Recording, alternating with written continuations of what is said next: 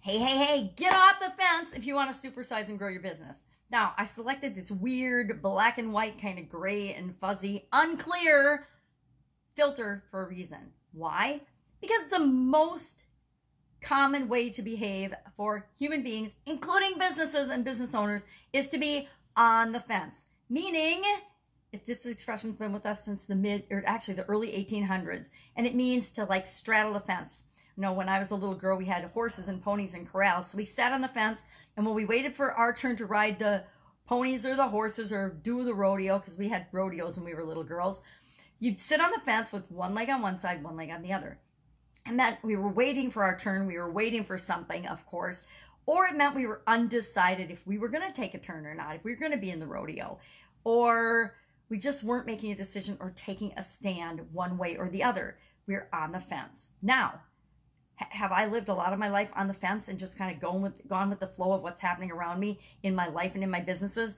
Absolutely, positively. But once I learned that it's important to stand for what it is you believe in and be who you really are, to attract the people that you're here to serve in the world to you, versus having to always chase after them, run after them, spend a ton of money on advertising and other schemes and tricks to get people to do business with you and sell the living crap out of them. It's a lot easier and more fun to just be yourself and attract people to you. And you do that by taking a stand. And as I'm thinking about this, I see my little favorite poster here. And I know it's backwards, sorry. I don't know how on my phone. I know how to do it on an iPhone, but I don't know how to do it on my Android to get the text the right direction. But what it says is, I would like to apologize to anyone I have not offended.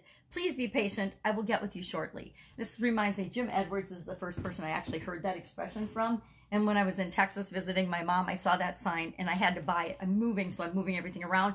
But that will definitely go in my new office, because I don't really mean to offend people, but I do mean to repel those of you that I don't want to work with, those of you that I should never work with. I do this in several ways. I show up in my pajamas, right? As a business owner. That repels a lot of people. But you know what? It only repels the people that I don't want to work with. I don't want to serve.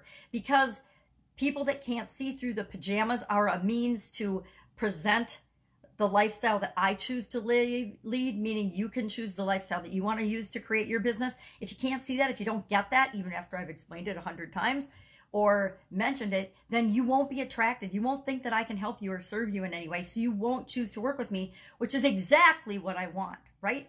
We need to take a stand before becoming pajama grandma, or not becoming, because I've always been her, before showing the world that I want to be an M pajama grandma. I didn't take a stand. I went through my corporate life. Now, I was pretty opinionated in my corporate life, so I think people that worked with me would probably say, the heck, you didn't take a stand. But I was a lot more politically correct. I was a lot more politic-minded or cultural-minded, depending on the industry and the business I was in and working with, than I have to be now running my own businesses. And as running my own businesses allows me the freedom to create the culture that I want.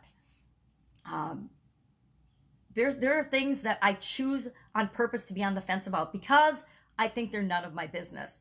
Your personal lifestyle choices, whether you're a customer or not, are none of my business. What you choose to do with and whom, in what way, in your spare time or in your own time that doesn't impact our business is none of my business. So I am on the fence about it. I don't have an opinion about it one way or another. And I guess I'll share an example of this. I have a friend from one of the businesses I worked with that is transgender. Now, I only ever knew her as a woman, so maybe it was easier for me than the people that she'd worked with in this organization for 25 years. She'd been in the same job, same organization for 25 years and had made the gender transition during that time period. Was still married to her wife, amazingly brave woman. I didn't care one bit about the fact that she's transgender. It doesn't matter. It didn't affect her job. She did an incredible job. She was very competent, amazing manager and leader in her organization as part of the organization I was in. And I was on the fence about it. And people would, ask me, oh, how can you be friends with this person's name? And I'm like, I love her. She's an amazing human being, an amazing person. What are you talking about? And I just didn't see it or get it. I didn't see what people's hang up was about that. And I think there's some things like that we be on the fence about because it's none of our business and it doesn't matter. It doesn't impact, okay, maybe if being a woman, it gives me this perspective, but it doesn't matter if I'm a woman or not. I've been in male-dominated industries my entire life, my entire career. It doesn't matter that I'm a woman. I'm just as capable of doing the job as any man. Put me up next to any man that does the same thing I do, and I guarantee I can hold my own. But being on the fence it won't kill your business per se, but it can. It will definitely not allow you to expand and grow and explode and supersize like you probably want to if you're listening to me. You need to take a stand about the things that are important for your customers. You need to be an advocate for them. And that involves not necessarily sitting on the fence and being wishy-washy milk toast all the time. I love that expression, milk toast. Milk toast or mush puppy. You have to take a stand.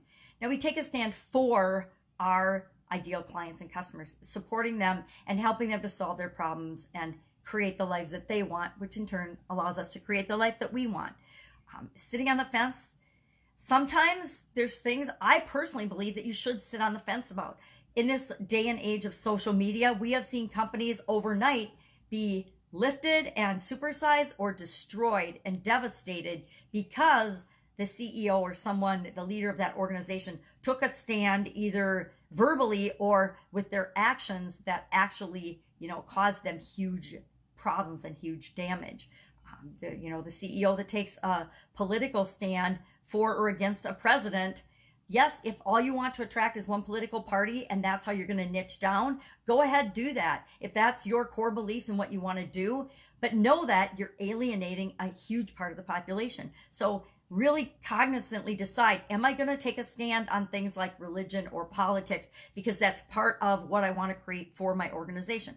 Or am I not going to? I personally made that decision a long, long time ago, like over 2 decades ago, and actually all my career, that I would not take a stand on politics or religion because everybody else's politics and religion, it's none of my business. It has nothing to do with my life.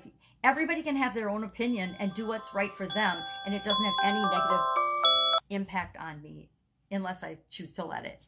So, what are you on the fence about? What do you think you could and should take a stand about for your customers? Do that today and see what kind of a positive impact it has on your business. That's it. Well, make it an awesome day, and I'll, of course, see you tomorrow.